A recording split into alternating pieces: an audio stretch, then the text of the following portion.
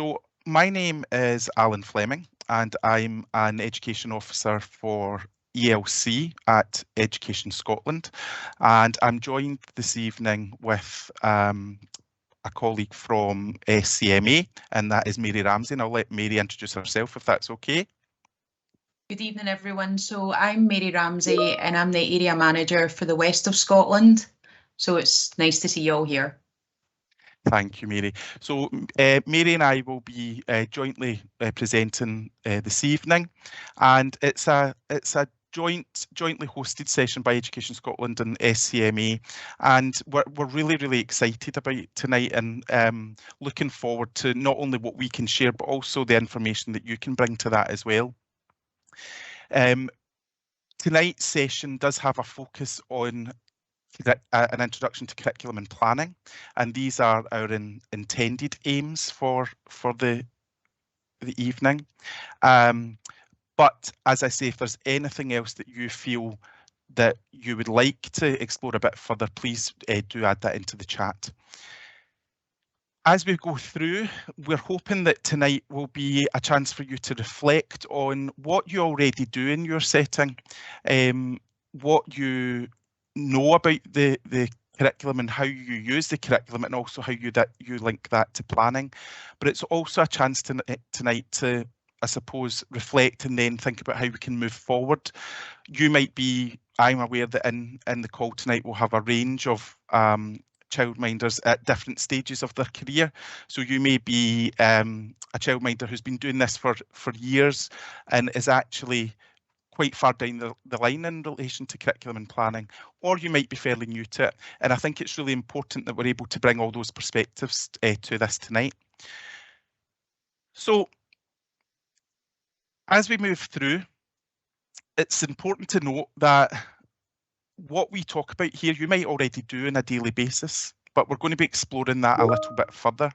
And if we look at the child-centred pedagogy cycle from Realising the Ambition, this is what's on the screen just now, you'll probably see aspects of your practice that you already do.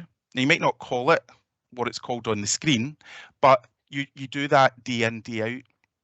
So it's not that this is something extra, it's about seeing how everything links up and how we can use the tools that are available to us to support us to make sure that we are able to meet the children's needs that are in our settings. And as I said, we're going to focus on curriculum tonight, but the diagram in front of us helps us to put into basically a visual cycle of what happens in relation to planning. But wider than that, it's about what informs our planning, how that links to the curriculum, and then how we support children on a day-to-day basis. So you'll see there at the top, we've got our observations. And again, that's something that you'll be doing day in, day out. And we'll all do that in a different way, possibly. We might, some people might have their own ways of recording things, and a lot of other observation may happen by just noticing and keeping those little nuggets in your head so that you can call upon those when you're supporting the child at a later date. And how that feeds then into that planning aspect, and how does the curriculum link into that planning aspect? And then finally, once we've used our observations to inform our planning, how do we then facilitate experiences or interactions with children? And we're going to explore that, as I say, a little bit further. If you were to reflect on how you do that, if you are, as I say, a childminder who's been doing this for a long time, I'm sure your practice has evolved and changed over the years. And tonight is the chance to reflect on that and maybe ask the question, where next? Or a bit of affirmation, a bit of saying, do you know what, actually what I'm doing is, I think I'm on the right track with this. And tonight, again, is not about saying what's right or wrong. It's about sharing aspects of high quality practice. And in Scotland, the view about supporting children is that every child is individual and unique. And we also understand that every setting is individual and unique. So what works for one childminder might not necessarily work for another. And it's important to recognise that. So let's get started then. So we know that tonight is about curriculum in its widest sense, but I'm aware, Mary's aware, and others on the call obviously are aware that we also support children who are not yet at the stage for curriculum for excellence, for example, and that actually you're supporting children who are under 3. So we need to keep our youngest children in our minds and think about, well, what have we got and what can we use to support them? So prior to realising the ambition, and again, depending on how long you've been a childminder, you may know that we had 2 separate documents. One was called Pre-Birth to 3 and the other was Building the Ambition. And Pre-Birth to 3 outlined information about how to support children up to the age of 3. And while that is no longer our document, we're looking at realising the ambition. Realising the ambition harnessed and took forward the key aspects of Pre-Birth to 3 and continued to emphasise the importance of some of the key messages. So there isn't a formal curriculum for children under 3, and the reason for that is because we know that children develop at different rates and in different ways, and children are unique. So for children under 3, the curriculum is led by them. It's about their needs and how we respond to that. And when working with under 3s, there's underpinning principles that were highlighted in Pre-Birth to 3, but they're still relevant today and they're still referenced within Realising the Ambition.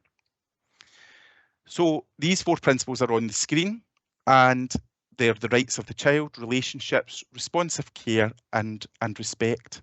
And you can see there that from those 4 bullet points, that the child is at the centre of that. And that is because the child should be leading everything that we're doing. And I think that if you work already with children under 3, that's something you'll be doing anyway. And we all know that what you do with one child in your setting will be completely different from what you do with another. But it's about getting those 4 aspects right. And even when we are talking about supporting children who are older, relationships are the underpinning factor for everything that we do.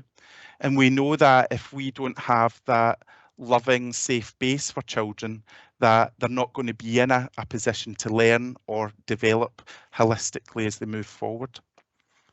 So that quote on the right there sings true for me. The crucial role we play in supporting children's development and learning, and in recognising the impact our practice can have, cannot be underestimated. When we think about that responsive care aspect, it means knowing and accepting children and respecting that they're unique individuals. And babies make sense of the world through the adults that they're with. And the responses that they receive let them know that they're safe and that they're in a space where someone's there to support them and look after them and help them flourish. And we all know that having a bit of information actually that I've not shared was my mum was a childminder, and I think that's quite an important point to say because I've actually grown up in a childminder's house, so I know exactly how rewarding but equally how tough a job it can be.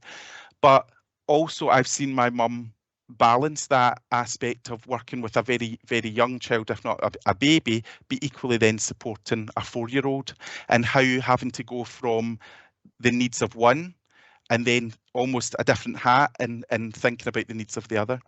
So the main message for tonight, that I'm not going to spend too long for under 3s, but the main message for tonight about that is about the uniqueness of each child, and that children are leading their development, and that getting to know our children, getting to know the children really, really well will support our journey in that aspect. And another tool that you can use to support you is within Realising the Ambition in section 3.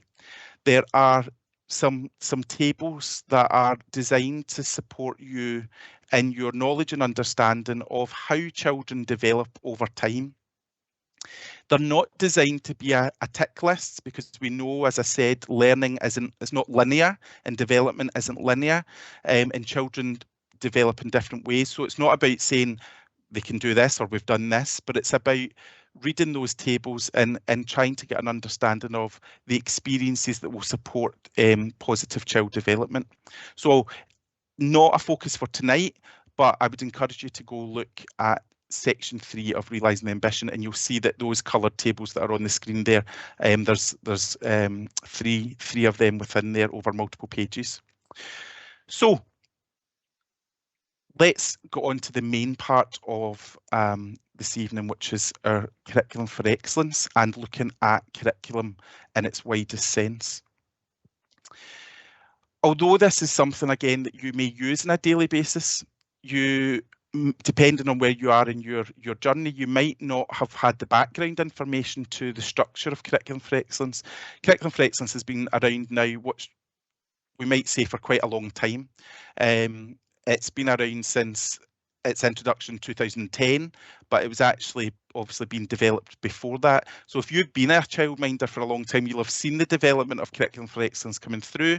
But equally, if you're newer to being a childminder, you might have missed out on all that initial information about how the curriculum's structured. And I think that's a really important part to explore. So let's look at that in a little bit more detail. So as I said, Curriculum for Excellence has been around since 2010, and it was designed to put children at the heart of the curriculum.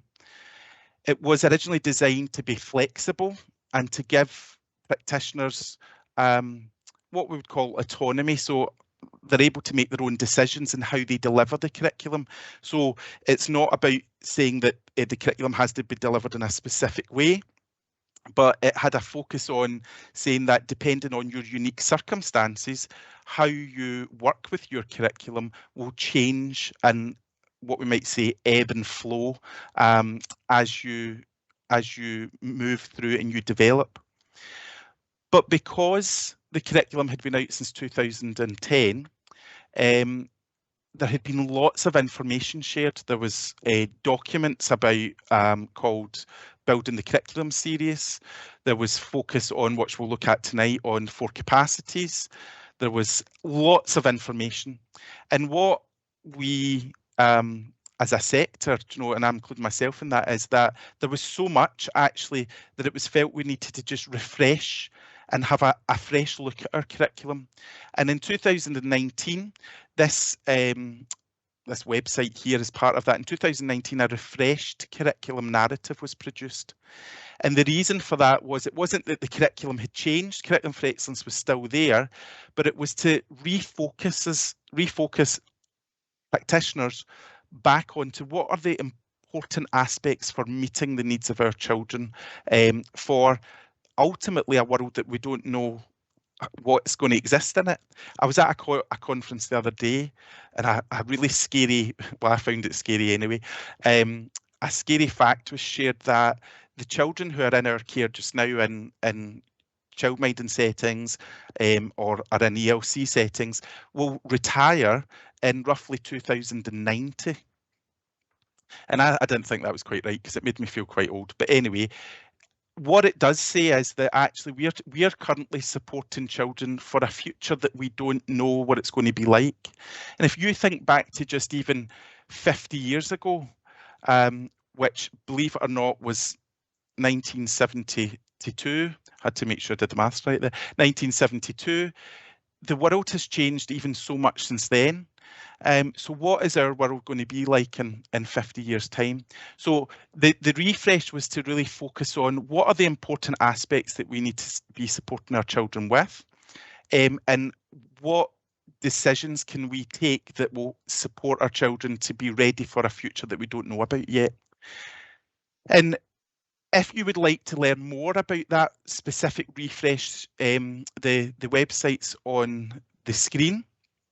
And I'll make sure that that is shared after the event as well, so that you can go to that website if you wish. But tonight we're going to focus on as well as that refresh, the structure of the curriculum and how it can be used to both plan intentionally and responsively. So let's look at the first part of that refresh. So back in 2010, one of the first things that was produced for the curriculum was what we call the 4 capacities. Now, if you were around in the ELC sector back then, they were one of the things that you would find everywhere. I just remember seeing them all over the place. And the reason they were one of the first things that people used were because they were things that felt tangible, and that actually the work that we were doing in our settings were leading our children to become one of these 4 capacities. So it could be successful learners, confident individuals, responsible citizens, or effective contributors. But over the years, the message about the 4 capacities generally seemed to be diluted and lost a little bit.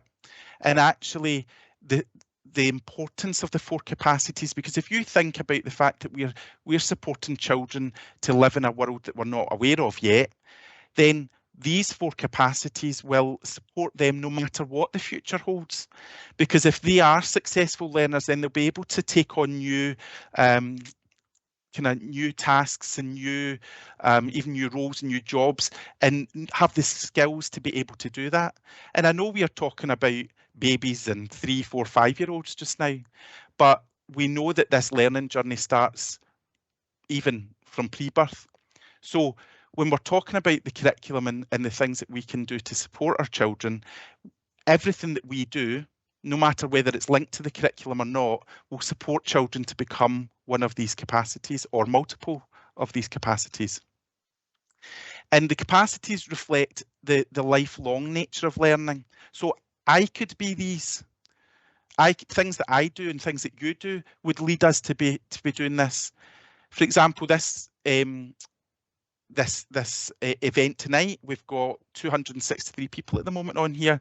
So I'm having to be very confident because there's lots of people listening to what I'm saying.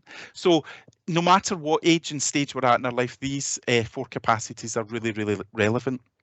And we're going to look at these again a little later in the presentation. But how is the curriculum structured, and how can we use the curriculum to support us to ensure that we're meeting children's needs and getting to make sure that we are able to take children on that learning journey and support them in their next steps. So you might be aware that Curriculum for Excellence is split up into 8 curricular areas, and I'm not going to read them out to you. You can see them there on the screen. And when it was published, each particular area had a set of experiences and outcomes, and these are sometimes referred to as E's and O's. We know in education that there are so many acronyms that I'm going to try really hard, and Mary can give me into trouble if I start using acronyms, because I'm trying really hard not to, because they can have double meanings and things as well, depending on where you hear them. So, but experiences and outcomes are obviously sometimes referred to as E's and O's. And when they were produced, there's documents for each individual curricular area.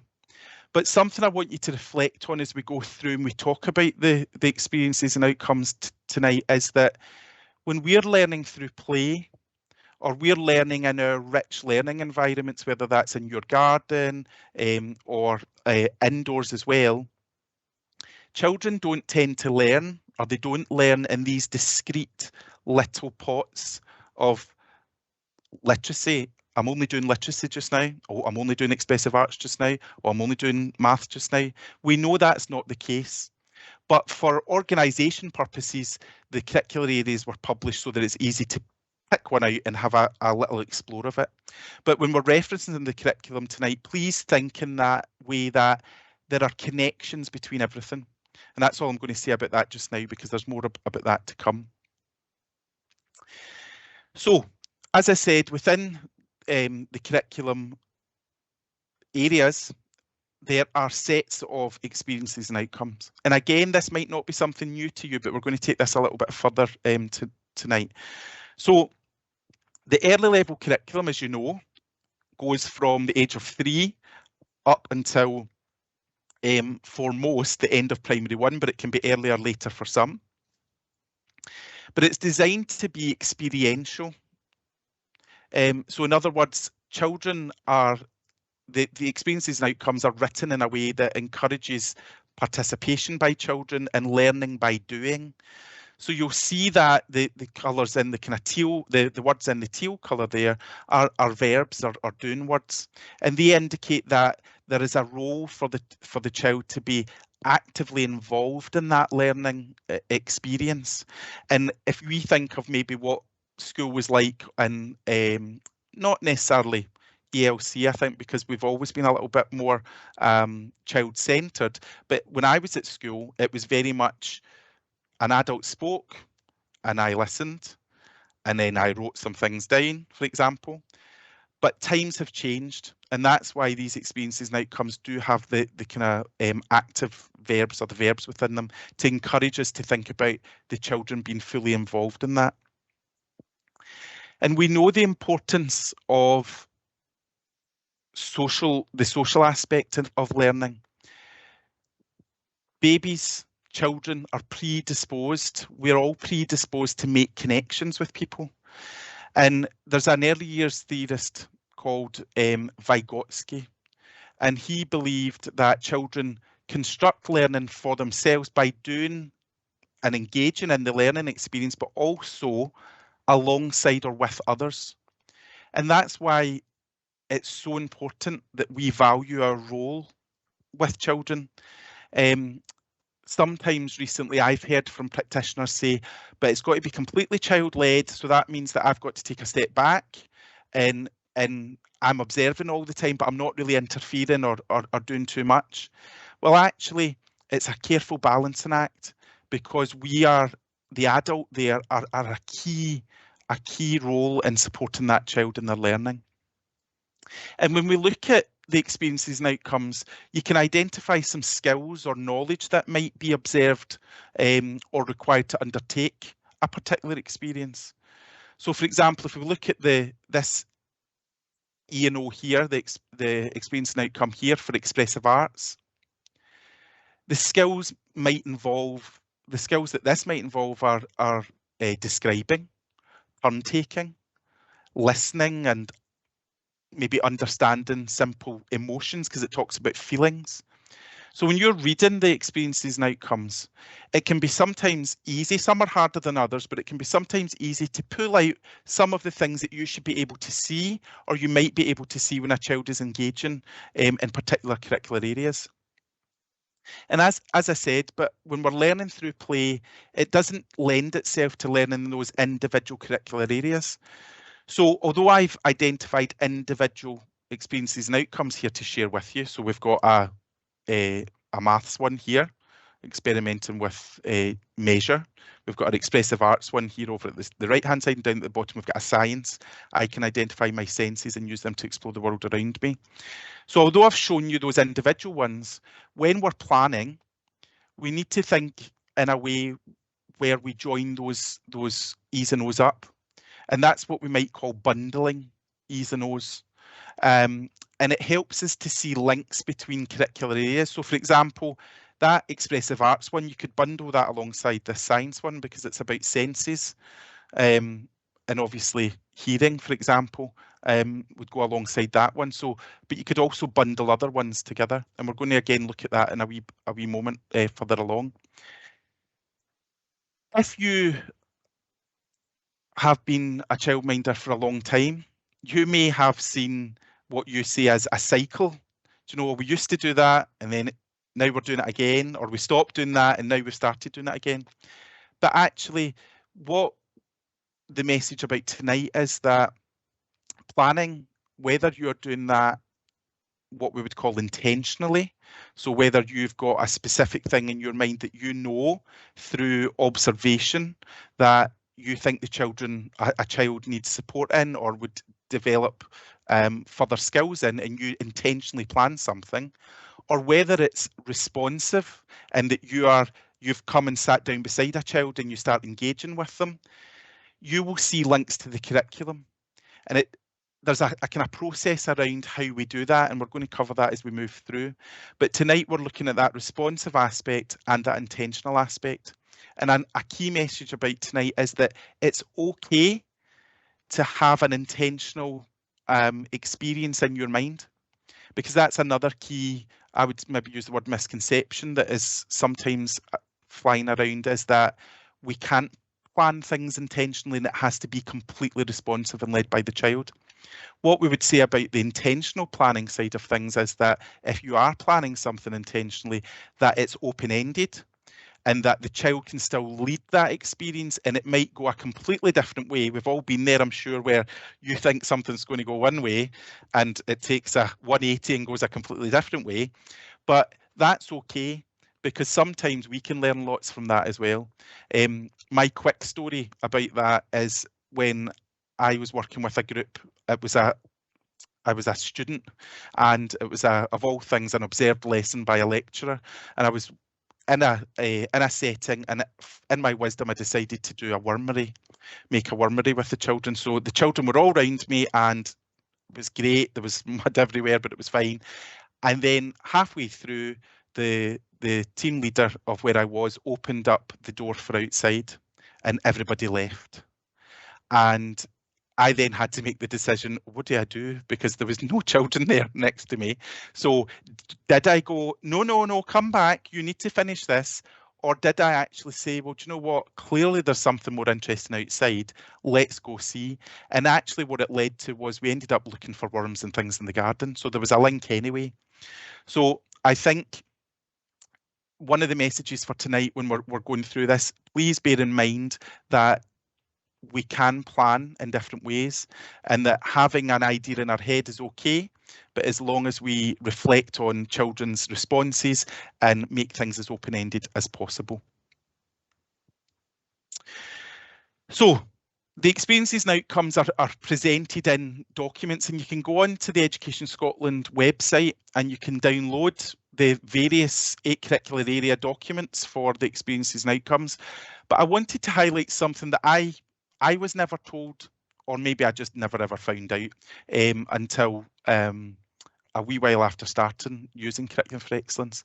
Sometimes when you are looking at the documents or looking at experiences and outcomes, you'll see that within the 8 curricular areas, the documents are laid out from early to 4th level, which obviously takes you all the way up to secondary school. And within each document, there is particular titles. So this is an example one from science, and this is body systems and cells. And the experiences and outcomes for curricular areas are all colour coded. So you'll see there that the science ones are a kind of green colour. But you'll notice there that in the right hand side at the top, there's a different green colour, and it says HWB, which stands for health and well-being. So remember I was saying about making links between curricular areas. In some of the documents for the experiences and outcomes, there's already links made for you. And where there's an experience and outcome that links from one curricular area to another, they will include that, but it will be a lighter grey colour. So if you are looking through them and you see, oh, why is that a different colour? It just basically means that it's come from another curricular area. So that can sometimes make bundling of E's and O's a wee bit easier for you. I'm now going to hand over to Mary, who will take you through the next few slides, and we're going to hear from, see a little video, but I'll not say too much. I'll let Mary introduce that.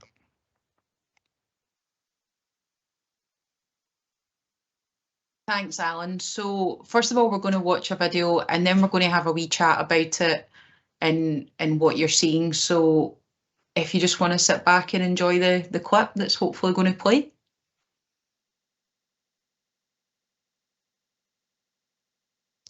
You just let me know you can hear it, Mary, that would be great. When children are introduced to a STEMS activity in early years, it helps and it has an impact in their learning, and it helps them to make informed choices in the future. I find it easy to incorporate STEM activities into the day because science is everywhere. It's all around us. It's nature, it's the environment, it's the weather, it's science. I use what I have in the garden. I use water, buckets, stones. It's not about specialised toys, it's about using what you have. The children enjoy it, the STEM activities. They're happy and they're engaged in what they're doing. They get excited when they're doing exploration and discovery, and they get interested in new STEM activities. Their favourite STEM activities is definitely the water and the ice. They like the water run, the ball run, and the water running down pipes. They enjoy melting and dissolving jellies, ices. They enjoy making bridges and building. All children are included in the activities, and it's just they use age-appropriate tools. So for instance, the older children, if they are breaking ice, will use a hammer to break ice, and the younger children would have a metal spoon. I think the children enjoy the dissolving the jelly, because it is a solid turning to liquid, and then you can reshape it into lots of different moulds and they see it turning into a solid again. So I'm not sure if Childminders have tried that, but it's certainly one that keeps the children interested.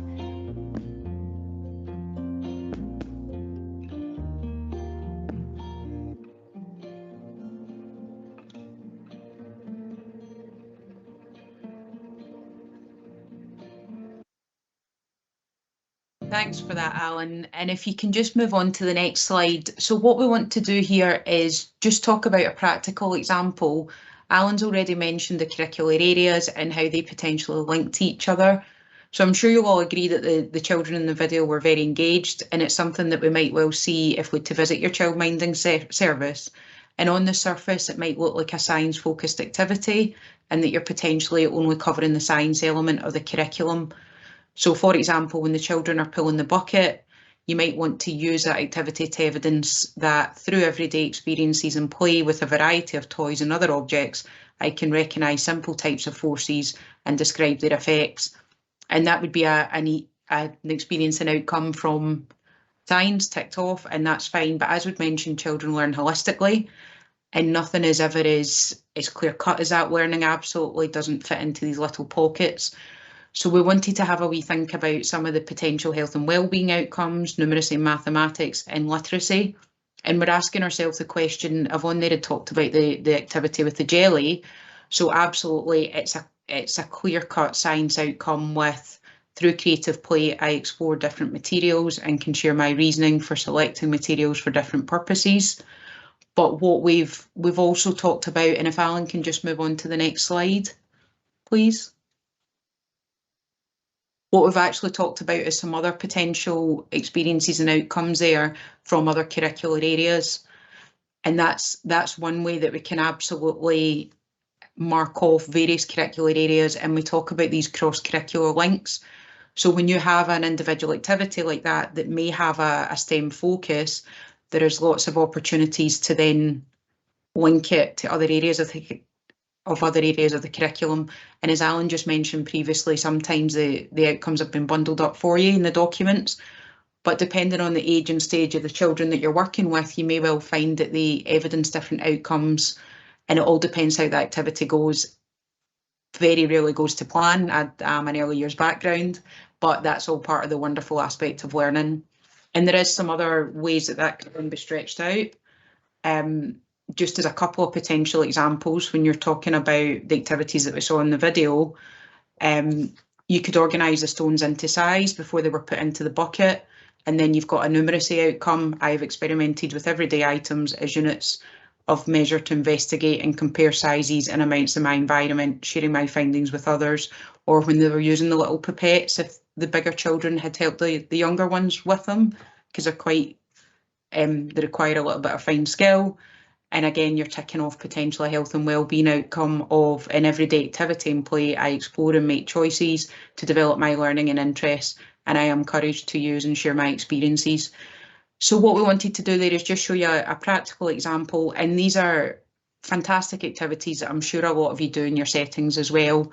But when you start seeing how many different outcomes can actually be met within these everyday experiences, it becomes a much less daunting document when you look at the number of curricular areas and the number of ENOs that are being met. Thank you, Mary. So just following on from what Mary was saying there around aspect, quite often when we look at 8 curricular areas, and then within those 8 curricular areas, we've got numerous experiences and outcomes, and it can almost seem like, well, will the child get the experience of all of these? Do you know, because it appears at first glance that there's so many, but actually with the environments that you provide, and with the continuous provision, the resources that you've got in your setting, and with the interactions that you have, there are lots of experiences and outcomes that children are engaged in every day that you maybe don't even realise. And that's why we're going to look at how do we use these experiences and outcomes, because do we constantly just have to observe the children and then tick off what we think the child has experienced, or can we use them in a more proactive way? We've also got to reflect on what's leading the curriculum, or what's leading the learning, sorry. Is it the curriculum or is it the child? Because ultimately the child should be leading the learning, and we should be using the curriculum to support how we support the child.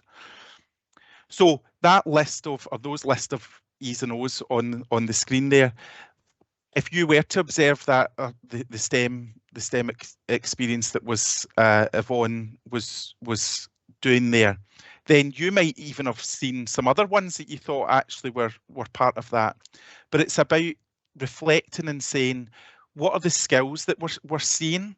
Because, for example, if they are talking about changing of properties, like from going from the solid to the liquid, then they'll be using vocabulary to describe that. So that brings in that talking and listening, for example. So there's multiple things that you can look at. But I want to bring it back to just now what we spoke about at the start of this section, which is the 4 capacities. It's clear to see how the experiences and outcomes within what we've spoken about will support children to become successful learners, confident individuals, etc. Because if they are able to use language to express how they're feeling, if they're able to use their senses, if they're able to engage in social situations where they're having to share, for example, in the different resources, then we can see how those experiences and outcomes will support children to become these 4 capacities, or and work towards becoming part of these 4 capacities.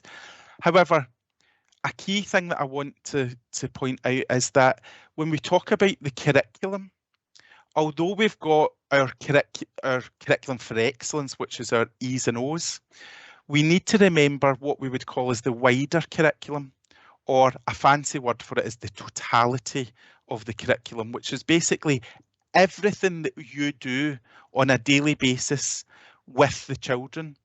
And that doesn't mean that it's linked to the E's and O's. It could be, for example, like the nurturing relationships that we foster with children, and that those relationships support them to become confident and to be resilient. Or it could be the opportunities that children have to be part of the life of your setting by making decisions, whether that's about the resources that are there, or about how the garden looks, or about where they go.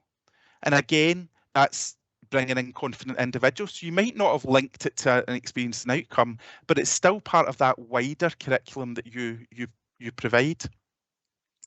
And also things that I know that Childminders are fantastic at, which is using the local community as an extension of the learning environment.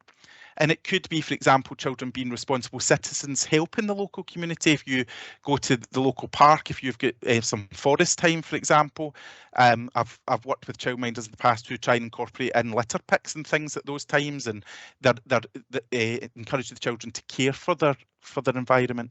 So when we're talking about Scotland's curriculum here on the screen, I want you to try and think a wee bit wider than just the experiences and outcomes, because the experiences and outcomes are one part of that, but I know, and you know, the vast amount of things that you do on a daily basis that are out with that, but still support children in their learning and development.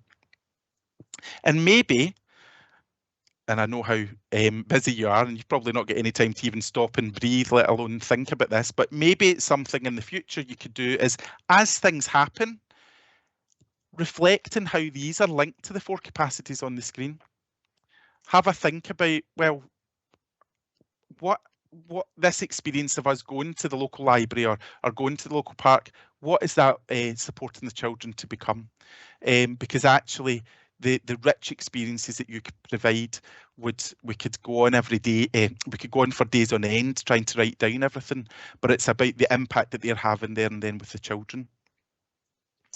So just to quickly recap then, we've got our experiences and outcomes. We've spoken about how the curriculum is an active curriculum, and that it's encouraging children to learn by being part of the learning experience and learning together. We've spoken about the wider aspects of the curriculum and how that there are links that can be made very easily between lots of different areas, even though we might think we're just looking at one particular aspect. And we spoke at the start about the child-centred pedagogy and practice cycle. So now that we've looked a wee bit at the curriculum and itself and how it's structured, what I'd like you to do is have a wee think about and how we can now look at how this fits in with our child-centred pedagogy and practice cycle. Every part of the cycle or every aspect of the cycle feeds into the other. So it's a bit like the chicken and the egg scenario. Where do we start? Because without one part, the other parts aren't effective or fall apart.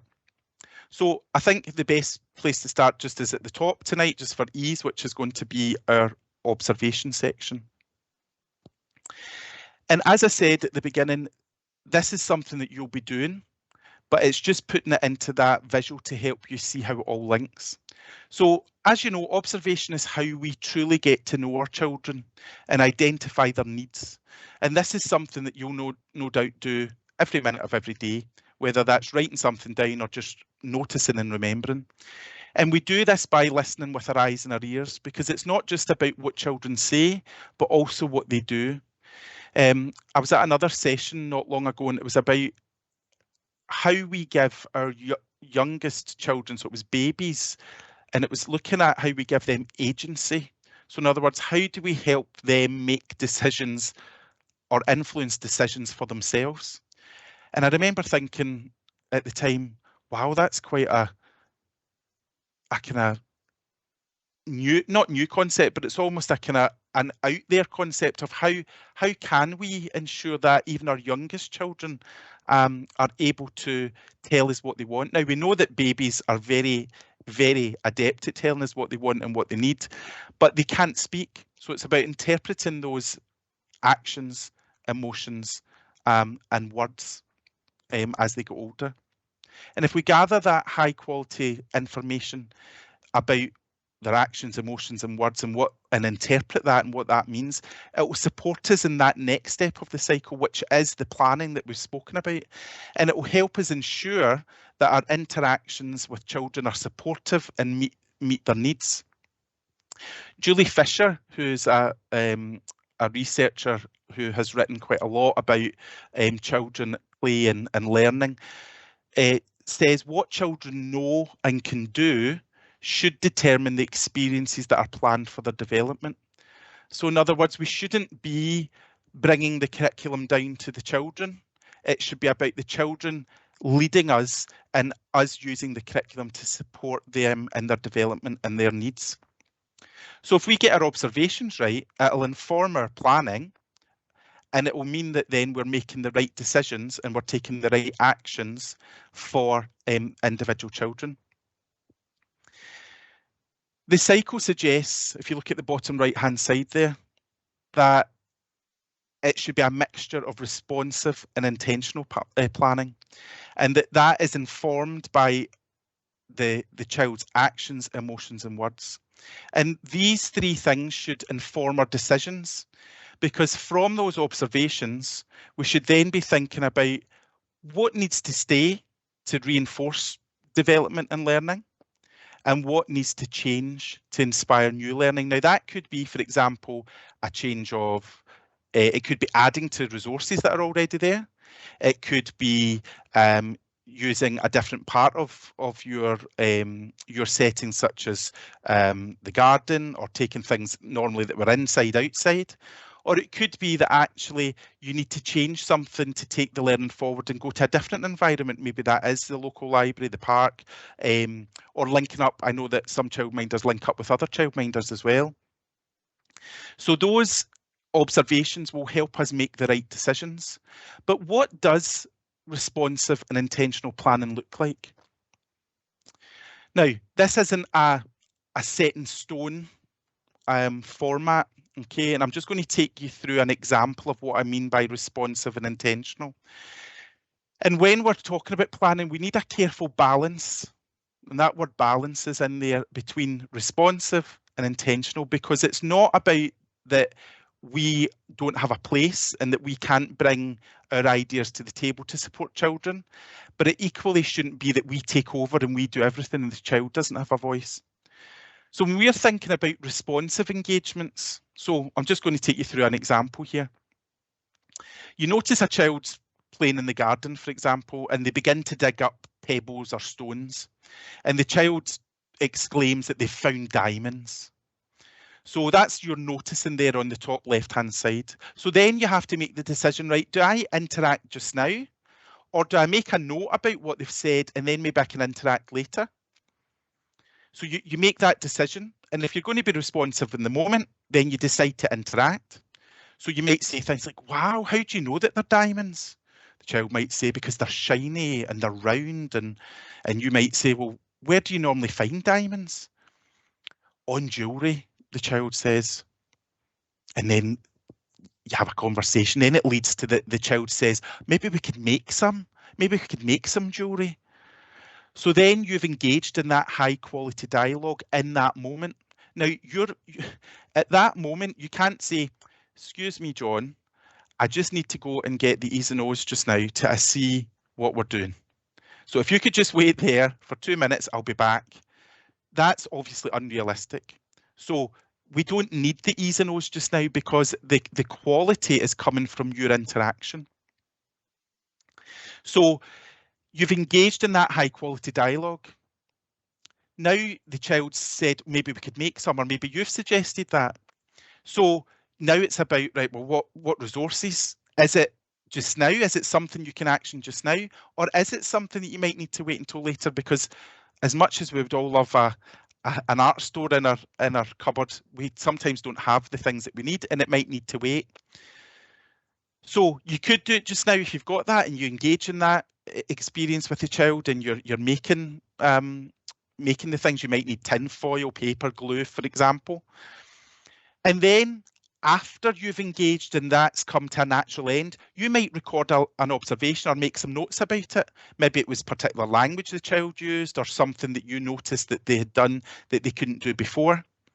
And then, if it's appropriate, you might then make the links to the curriculum. Because the difference between the responsive and the intentional is that it's happening there and then. So you don't have time. You don't know what the child's going to engage in. You don't know what the child's going to do. So you don't have time during it to start looking at the curriculum. It would happen after the fact, but you're still making those links. And then on the flip side of that, you've got a more intentional experience, which is still open-ended and responsive in nature, in that you're still responding to the child's interests and needs. But an example of an intentional plan, say that first part, you're reflecting on previous observations. So yesterday, you were interacting with a child when they began showing an interest in the sensory aspects of Play-Doh, and they were talking about how it felt or how it smelled,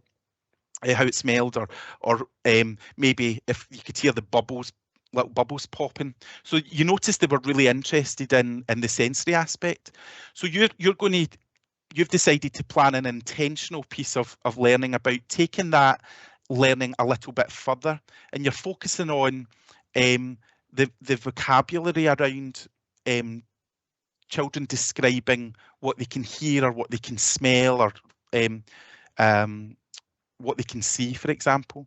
So your focus is going to be on that kind of talking and listening, and it might bring in science, because you're going to be For example, you might be bringing in dried flowers, you might be mixing things to get different smells. And then you can identify the links to the curriculum there. So you know that if you're bringing in, essentially, you might have some oils or essence if you're focusing on that smelling aspect. So your links to the curriculum there will bring in the listening and talking because it's about the vocabulary and describing. It might be the science about changing state and how things go from being hard, but then when they're in a liquid, it goes soft, for example. And also the health and well-being aspect about describing how it makes them feel. So you'll see that before you've engaged in the experience, you've already started to make some links to the curriculum.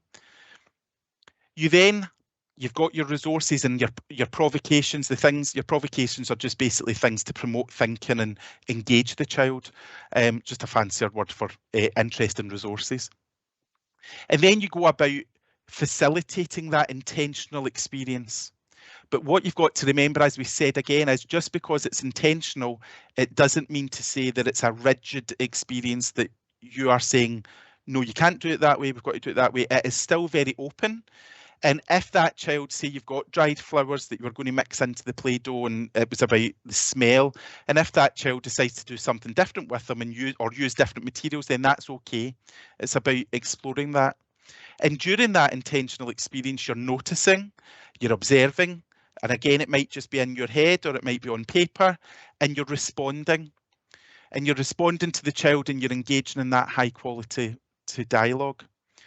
And then as that experience comes to a natural end, or as it moves on to something else, and when you've got that time, you can come back to that intentional experience, and actually, depending on what happened, the links that you'd previously identified to the curriculum may not be relevant anymore, because it's open-ended, so the child could have taken it in a completely different way. But what I want to really emphasize here is that the experiences and outcomes, again, they're not designed to be a tick sheet of we've done this, we've done this, we've done this. Learning isn't linear. And we talk about, there's an early years theorist called Brunner, and we talk about that spiral. It's a spiral curriculum, and how children will revisit things at different levels, and they'll go deeper.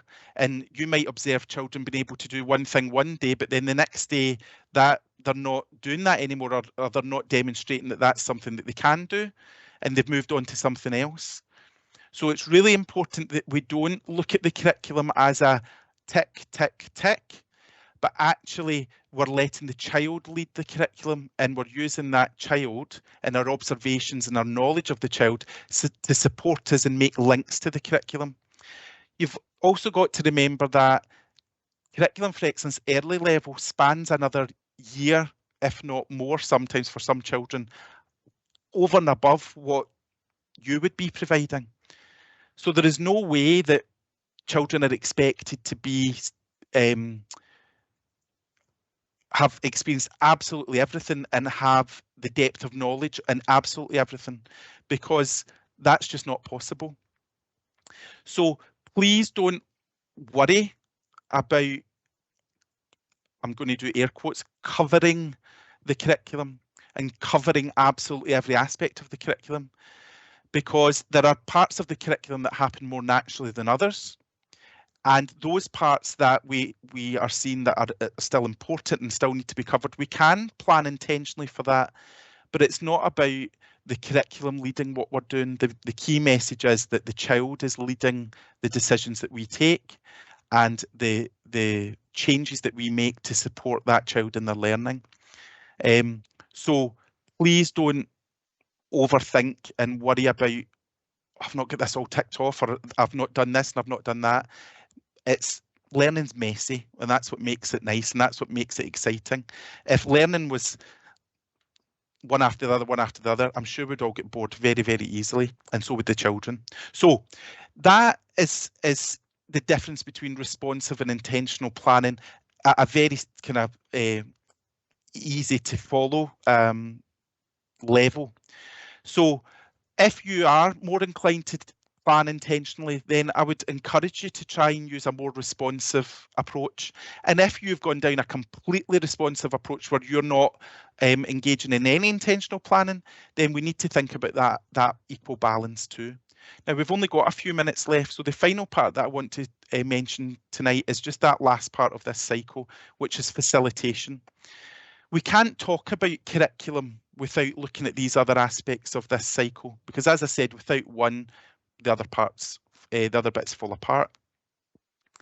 So once you've planned, and we've spoken about that in that table already, you're facilitating that, whether that is in the responsive way and you're engaging in those high quality discussions, or whether you are planning in that intentional way and you're facilitating it and you're responding to the child's needs in the moment too.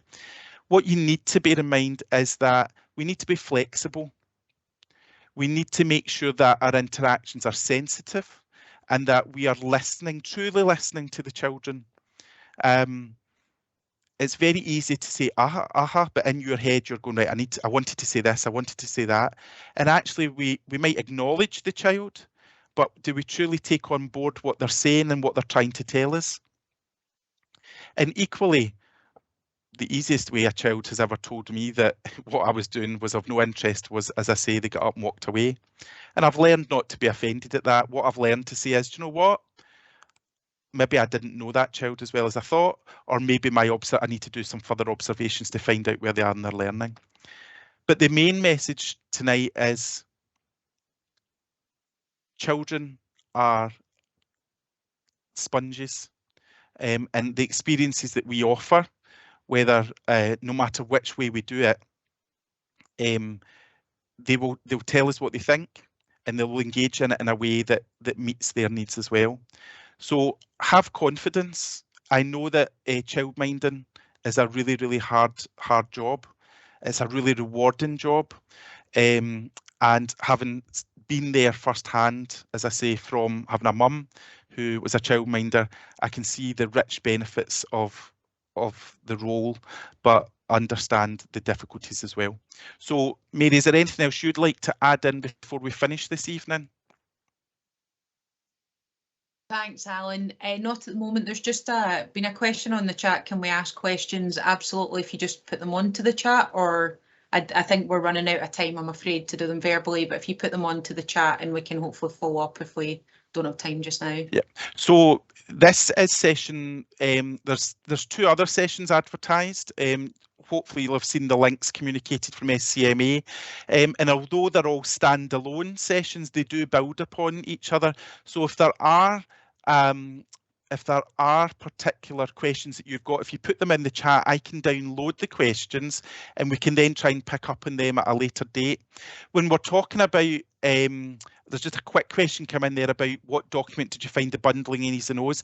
When we were talking about the bundling of E's and O's, that's something that you would do yourself. So say you were planning in that intentional piece that I was talking about there about senses, you would pull out the experiences and outcomes from different curricular areas.